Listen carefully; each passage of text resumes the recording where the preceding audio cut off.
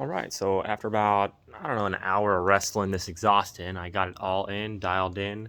You're going to want to start in the front, like I already said.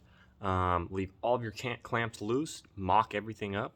Um, just kind of wiggle and jiggle until everything's where you want it, and then start from the front and tighten all your aftermarket clamps to about 40 foot-pounds from the front to the back. I'm going to go ahead and show you what I did here.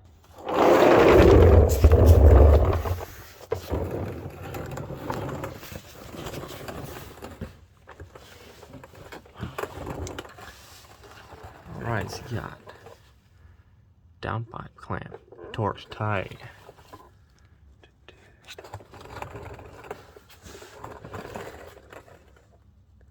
Now it doesn't fit the greatest, but it does fit, does work. Good clearance between your transfer case cross member.